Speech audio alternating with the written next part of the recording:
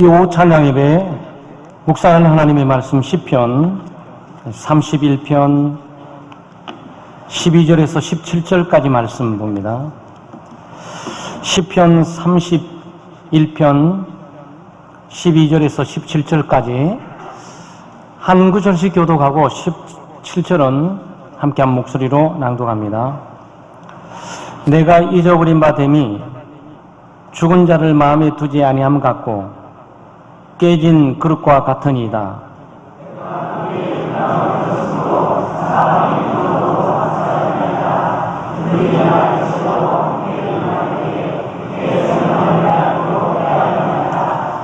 여호와여, 그러하여도 나는 주께 의지하고 말하기를 주는 내 하나님이시라 하였나이다.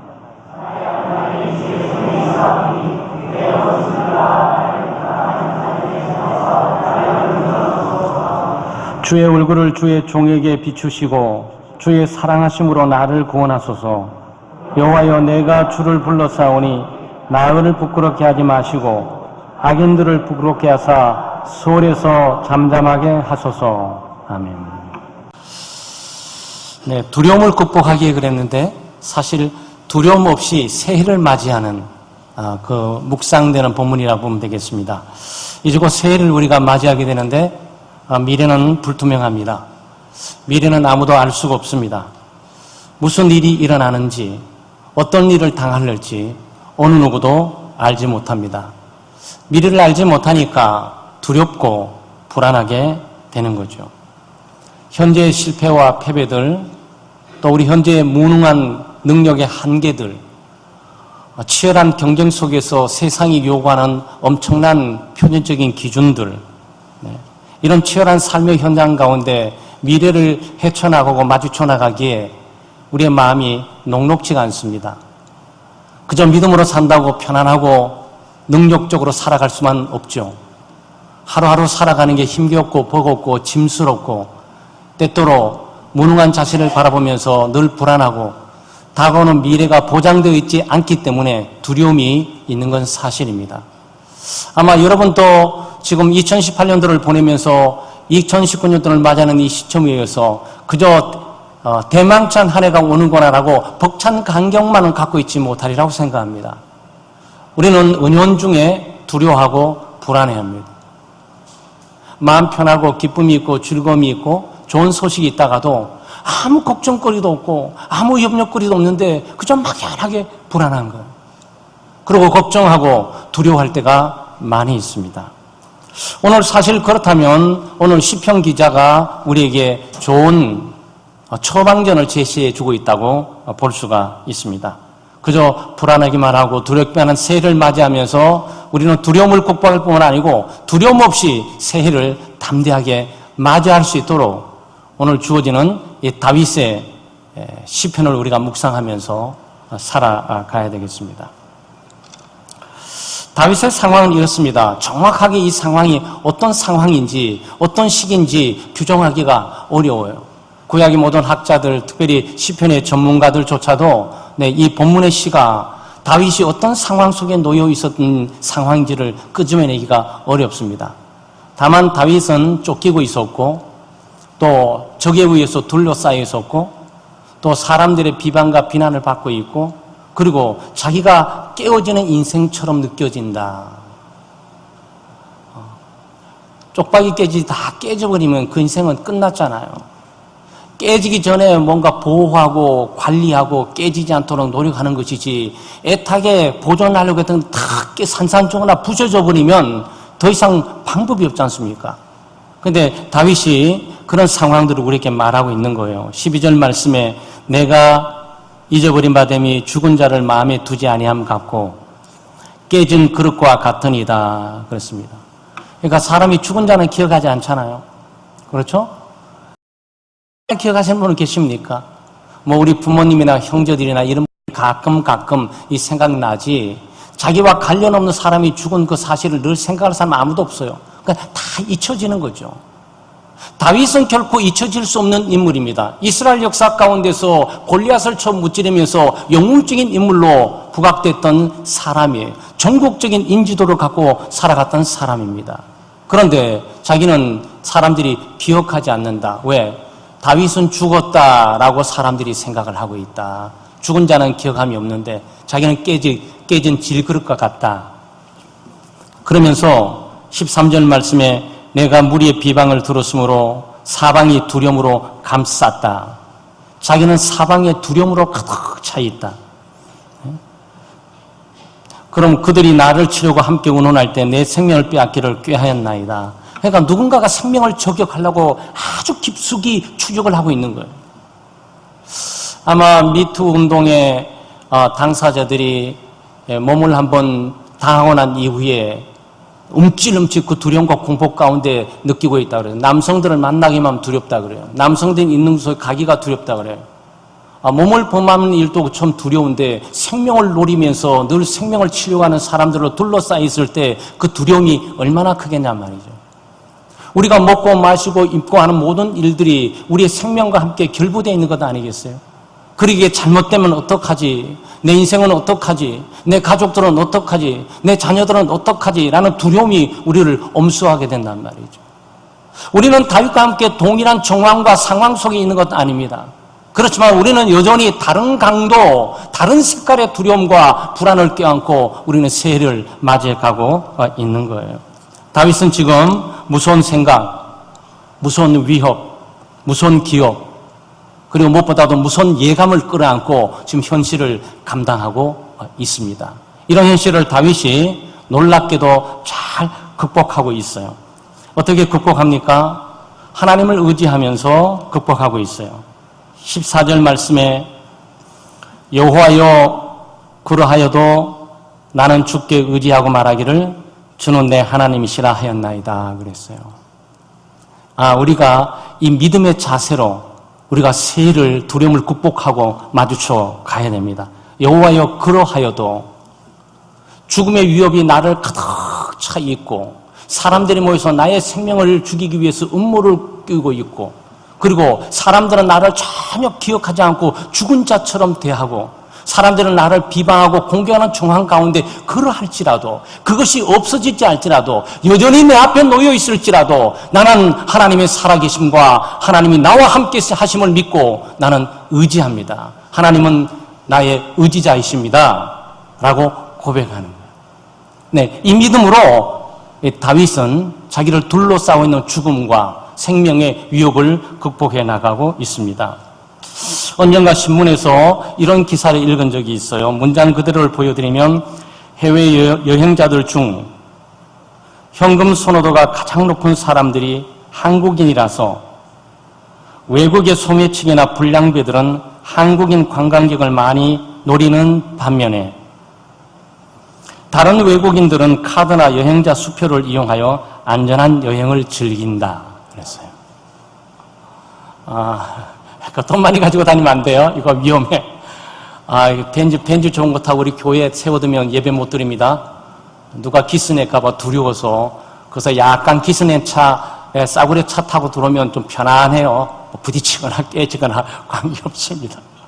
일부러 싼 거 살 필요는 없어요. 근데 여기에 좋은 것만은 다가 아니란 말이죠. 돈 많은 것만 좋은 게 아니에요. 그러니까 돈을 많이 갖고 현금을 많이 갖고 있는 한국인들에 대해서 외국의 강도들이나 이 소매치기들이 타겟을 두고 있다는 말이죠.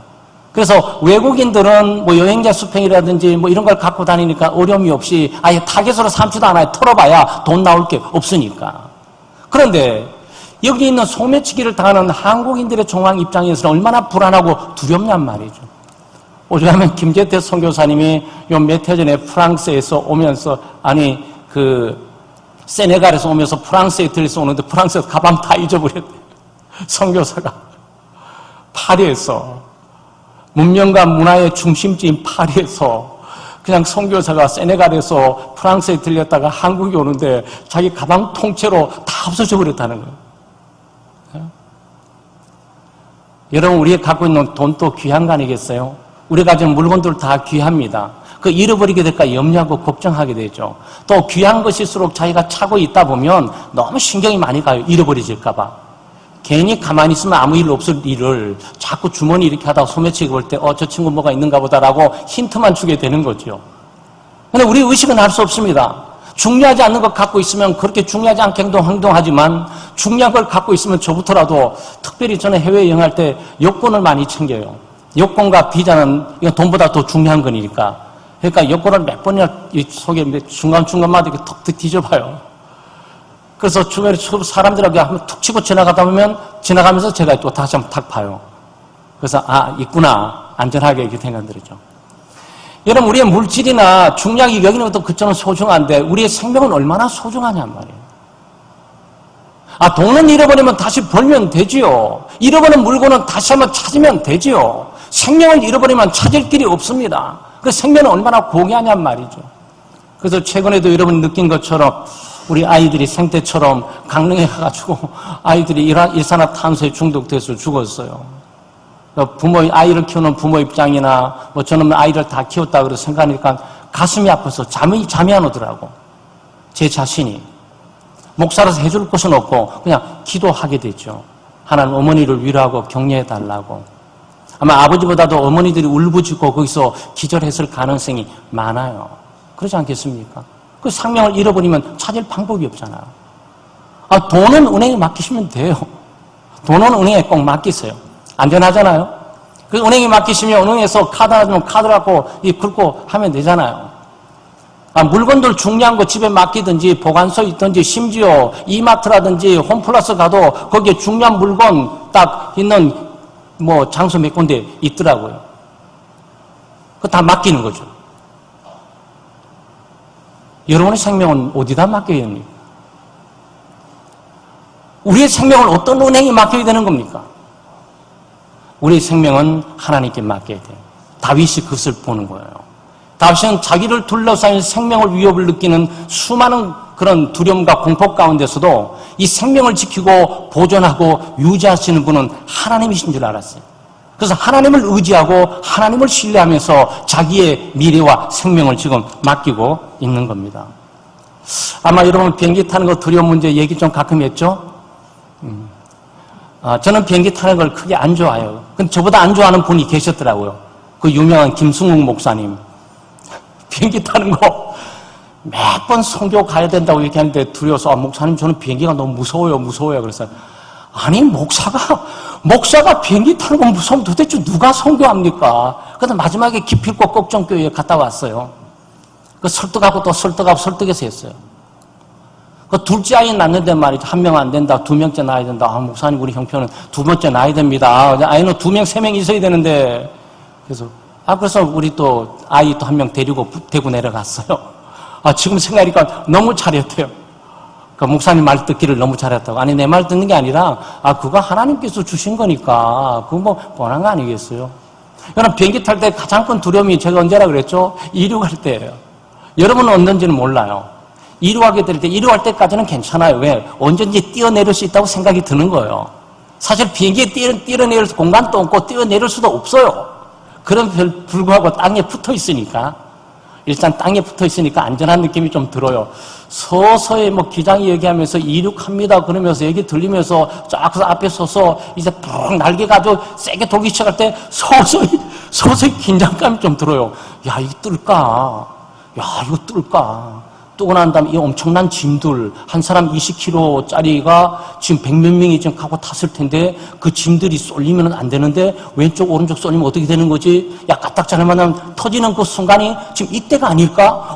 그럼 어떡하지? 이런 가진 생각 들면서 딱 뜨면서, 그런데 좀 떠요. 그래서 한참 있다 보면 이제 공중에 툭 떠서 이제 한 10,000km 정도 가면 수평으로 딱 가게 될 때 좀 마음이 놓여요. 그래서 그때가 한 1시간 정도 걸리거든요. 이륙할 때 굉장히 떠요. 그래서 사실 이 문제에 대해서 저만 갖고 그랬으면 괜찮은데, 목사인 저는 많이 극복하려고 믿음을 갖고 노력하고 있지만, 사실 평범한 사람들이 많이 그러나 봐요. 왜냐하면 미국에 이 문제에 대해서 공포감을 갖고 있는 미국 공포증 학회라는 데가 있어요. 미국 공포증 학회가 이 비행 공포감을 극복하기 위해서 4가지를 제시를 했어요. 여러분 크게 알 필요는 없지만 상식으로 들어두시면 제가 포인트는 이게 있는 게 아니에요. 비행 전과 비행 중 설탕과 카페인을 피하십시오. 너무 샤프해서 날카로워지니까 안 됩니다. 이륙 시에는 의자에 등을 기대고 근육을 완화시키십시오. 사실은 여러분이 큰 아이들 놀이터에 가서 놀이터도 보지만 가만히 있어도 되는 문제를 안전벨트 다 매주는데 자기가 잡고 있듯이 막 안간힘을 쓰면서 막 그냥 이루고 막 가잖아요. 그처럼 어떤 분 옆에 있는 긴장된 부분을 몇 번 보시게 되면 나만 그런 게 아니라 그냥 편안하게 딱 기대서 신문 보면 여유 있게 딱 하면 되는데 딱 잡고 있는 분이 계세요. 딱 잡고 있는 분이 계세요. 그분은 정말 공포감이 있는 거거든요. 우스운 얘기 같지만 아우 저 바보 돈 엄청난 한 150만 원 정도 쪽을 북미를 가면서 편하게 가야 되는데 자기 자리에 앉아있고 저렇게 긴장을 갖고 뜨냐. 근데 그게 공포감이 있어서 그래요. 그런데 등을 대고 근육을 이완시키면서 편안히 맡겨라 그 얘기예요. 두려움의 정도를 1에서 10등급까지 매겨보면서 긍정적인 생각을 하면 당신의 두려움이 얼마나 주는지 알 수 있습니다. 숨을 크게 들이쉬고 눈을 감고 두 팔을 쭉 펴십시오. 그러니까 이 무슨 뜻이냐면 눈을 감고 두 팔을 참 이렇게 하라는 거예요. 손목에 고무밴드를 차고 있다가 즐겁지 않은 생각이 들 때 고무밴드를 탁 당겨서 정신을 딱 차리게 하라 그러거든요. 이 방법 쓰든 안 쓰든 여러분 자유입니다. 공포학에서 내놓은 비행공포증에 있는 처방법이에요. 그런데 오늘 다윗은 더 놀라운 처방법을 가르쳐주고 있어요. 그것은 하나님을 의지하는 거예요. 하나님을 신뢰합니다. 공중을 딱 뜨는 순간 자기 힘과 능력으로 어찌할 수 없는 정황이 벌어지게 될 때 그때 하나님을 의지하고 신뢰함으로 참된 평안과 안식을 쉬면서 두려움을 극복해야 된다는 거죠. 2018년도 지나가면서 2019년도를 맞이하는 이 시점에서 혹시나 여러분을 불안케 하고 두렵게 하고 공포스러운 것들이 있다면 하나님께 맡기십시오. 하나님을 의지하세요. 하나님은 주는 내 하나님이시다라고 고백하면서 한 해를 시작할 수 있기를 바랍니다. 두 번째는 의지하는 믿음은 기도로 나타납니다. 이게 기도로 가득 차 있어요. 네. 기도로 가르쳐 1절에 보게 되면 31장 1절이에요. 주의 공의로 나를 건지소서. 2절에 내게 경관 바위와 구원하는 산성이 되소서. 3절에 나를 인도하고 지도하소서. 15절에 나를 건져 주소서. 그렇죠? 그 다음에 16절에 나를 구원하소서. 17절에 나를 부끄럽게 마소서. 기도하는 거죠. 순간순간 두려우면 순간순간 기도할 수밖에. 순간순간 두려우는데 가끔 기도한다? 이거 안 돼요. 순간순간 두려울 때마다, 순간순간 불안할 때마다 하나님을 의지하고 신뢰하고 맡길 뿐만 아니고 그 맡김이 기도로 나타나야죠. 하나님 나를 구원하소서, 나를 건져주십시오. 나를 붙들어 주십시오. 부끄럽지 않게 해주십시오. 두렵지 않게 해주십시오. 마음을 진정시켜 주십시오. 정신을 바짝 차리게 해주십시오. 이 상황이 하나님의 능력의 장중에 있는 것을 알도록 믿음을 주십시오. 이거 기도해야 됩니다. 기도하면서 우리는 하나님 의지하고 맡기는 거고, 기도하면서 맡기는 거죠. 믿음은 맡기는 거예요. 여러분 의지하고 신뢰하는 여러분 주어지는 의자를 맡기고 계시잖아요. 근데 저는 잘 못 맡기는 의자가 하나 있어요.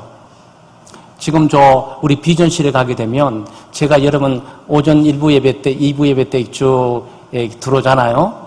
우리 기도 당번하고 또 우리 헌금위원하고 쭉 들어오기 전에 제가 비전실에 들었다가 이 장로님들, 원로 장로님들 인사를 드립니다. 인사를 드리고 앉는 의자가 기우뚱기우뚱해요. 기우뚱기우뚱해요. 그래서 맨 처음에는 거기 딱 앉다 깜짝 놀랐어요. 이렇게 해서. 그래서 이제는 이제 그렇게 하지 않고 지혜롭게 이제 뒤에 딱 해서 의자만 한번 딱 바꾸면 되는데 그게 또 번거롭더라고. 또 어른들 앞에 계시는데 뭘 왔다 갔다 하는 것도 그렇고. 그래서 그대로 앉는데 단을 뒤로 딱 꺾어줘요. 바로 여기 없고 내가 지난번에 놀랬대. 그래서 오른쪽 다리 힘을 딱 주면서 제가 의지합니다. 의자가 저를 지탱하고 의지해 주지를 못해요. 저 의자는 한쪽 뒤쪽이 약간 찌그러져 있어요. 근데 이 비행기 의자들은 안전합니다. 여러분의 의자는 안전해요. 다리 한쪽, 오른쪽, 왼쪽 힘을 주면서 허리에 힘을 주면서 버티실 필요가 없어요. 그냥 턱 놓고 등을 훅 기대 주시면 돼요. 온몸을 여러분의 체중이 50kg든지 60kg든지 70kg든지 80kg든지 그대로 다 몽땅 맡기시면 돼요. 사실 기도는 하나님을 의지하고 신뢰하고 맡기는 겁니다. 기도하다가 짐 잔뜩 들고 가는 분들이 계세요. 염려하고 걱정, 근심하면서 염려, 근심 얘기를 한참 많이 하다가 심리적으로 한 10 정도 염려, 10 정도 근심이 기도하는 15분, 20분 동안에 50 정도 염려, 근심이 많이 부둥켜 안고 나가는 경우가 있어요. 다 맡기셔야 돼요. 그래서 새해를 우리가 맞이합니다. 한 해 못한 일들 있죠. 마무리 짓지 못한 일들이 있어요. 염려되고 근심되는 일도 있습니다. 약간 심한 일도 좀 있어요. 또 사람과의 관계도 깔끔하게 정리 안 된 부분도 있어요. 그것도 맡기고 넘어가야 돼요. 저도 지금 또 말이죠. 이것도 주님께 맡겨야 되겠다 싶어서 몇 번 전화통 들고 내가 문자를 하다가 오늘 또 그냥 들어왔습니다. 아마 여러분 모르지만 김홍성 목사님이라고 계세요. 김홍성 목사님 옛날에 우리 고신 쪽에 계시는데 안양 일심교회 목사님이신데 그 목사님 김홍성 목사님이 이 부흥 강설에 오셨잖아요. 부흥 강설에 오셔가지고 제가 그 교회 또 이 설교하러 갔었거든요. 설교하러 갔는데 제게 좀 부담 제가 하나님께 맡겼어요. 왜냐하면 목사님이 상당히 기분 나쁘셨겠다. 그래서 목사님일 때 발음을 한국식으로 하셨으면 내가 빨리 알아들었을 걸. 우리 김강 장로님도 그때 같이 가셨어요. 노트르담 유니버시티 로스쿨입니다. 딱 그랬으면 제가 알아들으면서 아드님이 굉장히 중요한 학교를 나오셨군요. 그거 굉장히 좋은 학교죠. 좀 훌륭한 학교입니다. 한국인으로 자랑스럽게 생각합니다. 제가 이렇게 해야 인사가 되는 건데 그 목사님은 자랑스럽게 노르람 아들이 노르람 나갔습니다. 그래서 내가 굉장히 듣기 어려운 발음이었는데 이건 무슨 발음이죠? 그러면서 무슨 학교요? 그러면은 아들 다니는 학교를 무시하게 될까봐 업신여기게 될까봐 묻지를 못했어요. 묻지를 못하고 김일강 장로님 여기 계시고 1, 2번 여기 있으면서 나도 보면서 1, 2번만 훑어보면서 우리도 미국에 오래 살았기 때문에 학교 정도 이름들을 다 꿰고 있거든요. 노람이 뭐지? 노람이 뭐예요? 그리고 우리가 나오면서도 계속 우리 1, 2번 때 여보 노람이 그 노람 어느 학교를 말하는 거예요? 그때 그게 혹시 노틀담 아닐까? 노틀담? 그 노틀담이 말이 되지. 그렇지. 그럼 자랑스러운 학교 맞을 텐데 노틀담일 거야. 근데 그분이 또 아이러니컬하게 또 아들의 학교를 물어봤어요. 학교 어디입니까? 그러길래 우리 아들도 뉴욕에 있다니까. 뉴욕 어디 학교 다니세요? 그랬더니 콜롬비아 로스쿨인데요. 그러니까 자기는 칭찬 어마어마하게 해주세요. 자기는 저를 칭찬을 어마어마하게 해주세요. 그러면서 정말 대단하네요. 정말 훌륭합니다. 그런데 나는 노르람을 못 알아들어가지고 노르람을 못 알아들었어요. 그래서 제가 지난번에 만날 때도 아드님 혹시 노틀담 아니세요? 그러면서 제가 그거를 말을 하면서 격려를 해드려야 되는데 못했고 어저께 또 우리 가서 만났는데 자기 교회가 10억을 내놓고 또 분립 개척하는 문제에 교회를 저 강명에다가 한 25억 주고 교회를 하나 크게 세웠어요. 분립 개척으로. 본인이 사회를 보고 제가 축사를 보고 고신 총회장들이 와서 좀 인사를 주고 하는데 제가 그 얘기를 했는데 인사할 틈이 없어서 조금 아까 문자를 들었어요. 본인이 문자를 해주면서 목사님 감사합니다. 바쁘고 분주하고 사모님 편찮은 인사에도 이게 토요일로 오셔가지고 축사 좀 감사합니다 보냈더라고요. 그리고 오히려 제가 감사합니다. 제가 부족한 저를 초대해 주셔서 그 영광스럽고 역사적인 자리에 정말 연합과 통합에 대한 그런 은혜를 함께 경험할 수 있게 해주신 걸 감사합니다. 그러면서 제가 한 문장, 한 10문장 얘기했잖아요. 근데 혹시 목사님이 제가 참여했을 때 말씀하셨던 아드님이 졸업하셨다가 노틀담 아니신가요? 노틀담이면 그때 제가 목사님 발음을 잘 못 알아들어가지고 제가 송구스럽게 생각합니다. 그 학교는 너무 자랑스럽고 훌륭한 학교고 아드님이 그 학교에 나왔다는 것만으로 한국은 잘 없습니다. 이렇게 쓰고 보낼까 말까 그러다 또 지웠어요. 보낼까 말까 그러다 또 지웠어. 뒷북 치듯이 목사님 일련의 일들을 왜 지금 갖고 그러지? 근데 저는 그게 마음에 걸리는 거예요. 이 한 해 그것을 해결하고 넘어가고 싶은데 제가 맡겼어요. 오늘 오후 찬양 예배도 그렇지만 그래 이것도 맡기자. 언젠가는 주님께서 목사님 조용하게 식사하는 시간이 있을 때 아드님이 노틀담이라면 제가 칭찬해 드리고 싶어요. 정말 훌륭한 학교예요. 좋은 학교고 타고난 학교고 한국인이 그런 데 뚫고 있는 것에도 감사하니까 로스쿨 22 정도면 굉장히 강하거든요. 그러니까 한 50여 개의 로스쿨이 있는데 그 22 정도면 상위 톱에 들어가는 학교들이니까 좋은 학교들이죠. 언젠가는 이 빚진 거를 꼭 한마디로 해서 제가 갖고 싶은 마음입니다. 근데 지금은 일단은 맡기기로 했어요. 그러니까 여러분, 하나님께 한 해를 마무리 지면서 사람과의 관계, 또 여러 가지 이렇게 아주 클리어하고 명백한 마음 편안해서 진행하지 못하는 모든 일들도 기도 가운데 하나님께 맡기시고 새해를 맞이하실 수 있기를 바랍니다. 그리고 마지막으로 때와 시기를 하나님께 맡기면서 이 두려움을 극복하고 있어요. 그게 무슨 말씀이냐면 여기 15절 말씀을 보게 되면 나의 앞날이 주의 손에 있사오니 그랬어요. 나의 앞날이 주의 손에 있습니다 그랬어요. 아주 멋진 표현이죠. 이 다윗은 하나님을 의지하고 신뢰합니다. 생명의 위협을 느끼고 주변의 사람들이 자기 목숨을 노리기 위해서 어떤 측면에 이것은 크게 보게 되면 사실은 우리가 성경을 아는 사람은 의심은 여지없이 장인이었던 사울이 자기는 천천히고 다윗은 만만이었기 때문에 다윗을 제거하기 위해서 국가적으로 살해 명령을 내려서 진행하는 장면이라고 봐야 돼요. 그러니까 사실 이렇게 두려운 가운데서 본인은 하나님을 의지하고 신뢰할 뿐만 아니고 그래 지금 극복할 수 없고 벗어날 수 없는 환경과 여건이지만 이 모든 것들은 하나님의 장중에 있어. 나의 미래도 하나님의 손에 있는 거야. 원수의 손에 달려있는 것은 아니지. 내가 원수의 손에 달려있다고 생각하니까 저 사람들의 손에 내가 언제 죽게 될까라고 두려워했는데 아니야. 내 미래는 하나님의 손에 있는 것이었어. 이거죠. 그러니까 2019년도는 하나님의 손에 있고 하나님의 손에 맡겨야 돼요. 우리의 시간과 때에 우리의 모든 계획과 꿈들이 다 이루어지고 성취되지 못할지라도 2019년은 하나님의 손에 있는 것이기에 우리는 안전하게 우리의 생명뿐만 아니고 우리의 미래와 우리의 삶을 맡길 수가 있습니다. 왜냐하면 미래는 하나님의 손에 달려있잖아요. 경제도 마찬가지 아니겠어요? 여러분 많이 겁나죠? 정치를 봐도 겁나고 당을 바라봐도 겁나고 어떤 당 하나가 시원스럽게 모든 것들을 다 충족에 맞출 수는 없잖아요. 어떤 정부라도 들어서서 다 놀라운 일들을 제시하지만 다 충족시켜줄 수 있는 것은 없잖아요. 그리고 세계 경제 여파가 트럼프 입김에 의해서 트럼프 대통령이 말 한마디 하게 되면 그냥 들썩거리고 또 시진핑 중국과의 그 경쟁에 치열한 그 경제의 그 보이지 않는 그 싸움 속에서 우리 같은 대한민국이야 뭐 당하는 거는 순식간이죠. 그런데 기억하셔야 돼요. 대한민국 미래가 시진핑에 달려있는 것도 아니고 트럼프 대통령의 입김에 달려있는 것도 아니에요. 하나님의 손에 달려있는 거죠. 사실 이 국가뿐만 아니고 모든 직업은 또 사업하는 분들 또 가정을 운영하는 분들이 이걸 안다면 두려워할 필요는 없습니다.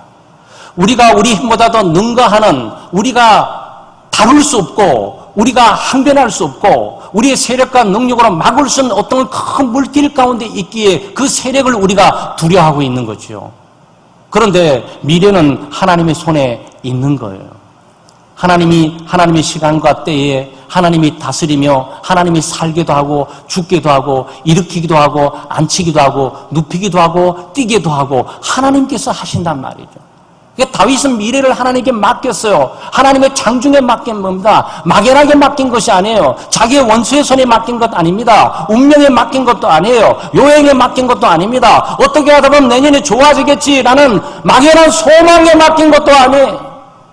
세상을 지배하고 다스리고 통치하는 하나님의 손이 있고 그 하나님이 주관하고 다스리기에 명명백백한 하나님의 존재 앞에서 미래를 맡기고 담대하게 마주쳐 나가고 있는 거지요. 사무엘상 24장에 보게 되면 다윗이 사울이 3,000명의 군사를 가지고 다윗을 좁혀갑니다.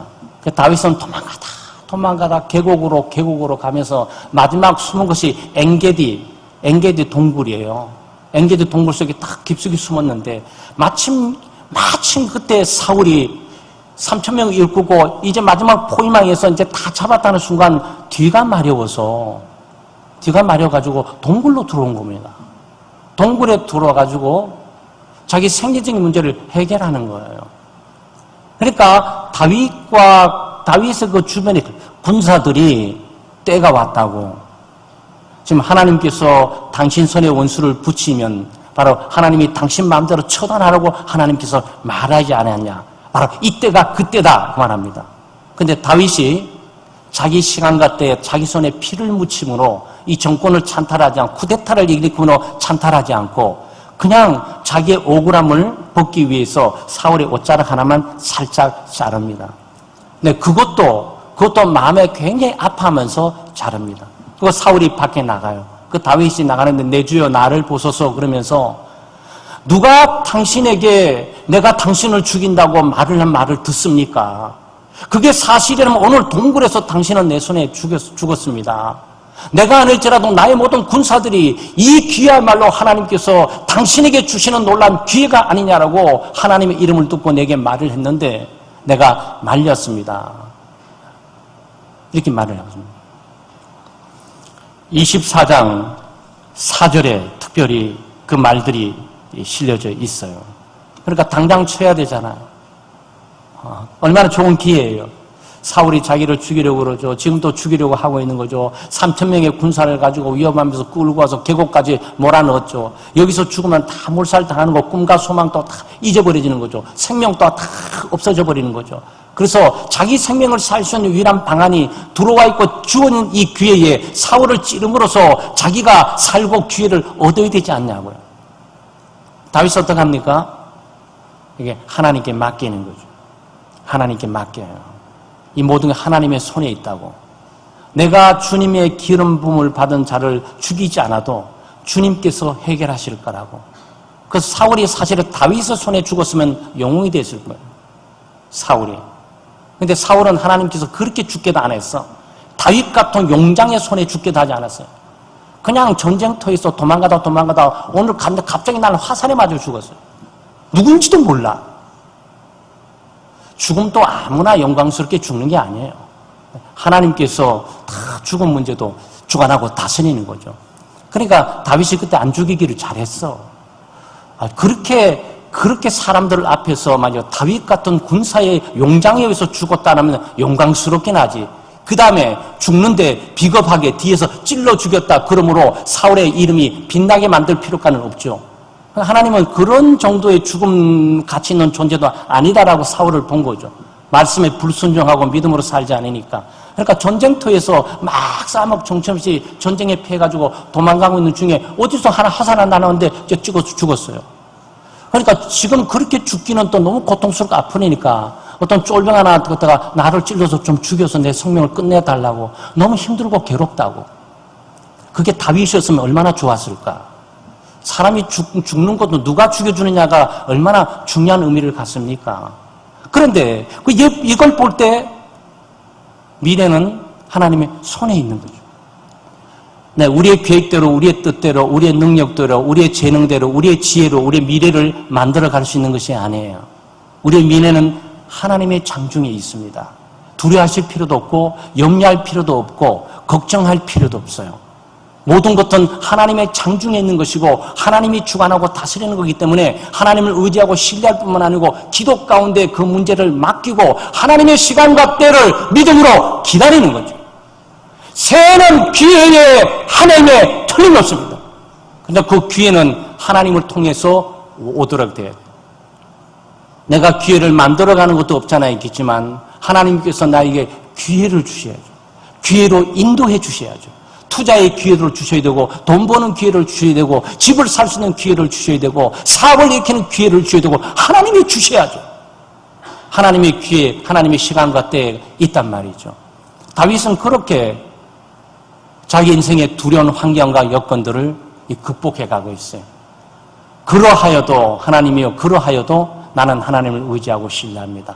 환경이 전혀 바뀌어지지 않고 여전히 자기를 죽이기 위해서 둘러싼 음모꾼들이 있고 자기를 죽이기 위해서 늘 모여서 애를 쓰는 사람들이 있고 자기를 비방하고 공개하는 사람이 수많이 자기 옆에 둘러싸여 있고 심지어 자기의 존재 가치가 하나도 없어져서 그 사람 죽지 않았어 하는 정도로 잊어버린 만한 상황 속에 있을지라도 그 두려움들을 능히 하나님을 믿고 의지하고 맡기고 기도하면서 하나님의 절대 주권, 모든 것들은 하나님의 손에 달려 있다는 것들을 강력하게 믿고 그 두려움을 극복하고 있어요.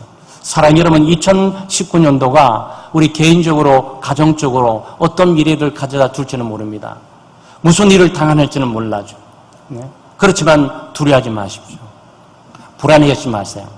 하나님을 의지하고 신뢰하고, 오늘 다윗이 고백한 것처럼 주여 내년 한 해도 오늘과 같은 동일한 어려움과 시련과 생명의 위협, 삶의 위협이 놓여 있을지라도 그러하여도 나는 하나님을 의지합니다. 주는 내 하나님이십니다 라고 고백해 새해를 담대하게 마주쳐 나가는 우리 교우들 되시기를 주의 이름으로 축원합니다. 하나님 아버지, 참 감사합니다. 주님의 은혜와 사랑이 너무 큽니다. 2018년도 한 해도 우여곡절이 있고 말할 수 없는 탄식과 한숨이 있고 전혀 기대하지 못하는 아픔과 고통이 있었지만 하나님은 건지시고 함께 하시고 지금 여기까지 인도하시며 새해를 맞이하게 하시는 줄 압니다. 오늘 오후 찬양 예배를 통해서 다윗이 두려움과 불안과 공포 속에서 오직 하나님만 의지하고 신뢰함으로, 기도함으로, 미래를 하나님께 맡김으로 하나님의 시간과 때에 하나님께서 역사하실 것들을 확신하면서 현실을 묵묵하고 그리고 담담하게 극복해 나가는 모습을 우리가 보게 됩니다. 이 믿음을 저희들에게 허락해 주시옵소서. 새로운 한 해 우리 자신뿐만 아니고 우리의 가정을 둘러싸고 있는 지금까지 어려움과 고난과 힘겨움이 내년 한 해 시작하면서도 전혀 변화가 없겠지만 그러하여도 나는 하나님을 의지하고 하나님이 내 하나님임을 고백하면서 담대히 새해를 맞이할 수 있도록 주여 도와주시옵소서. 감사드리며 예수님의 이름으로 기도드리옵나이다.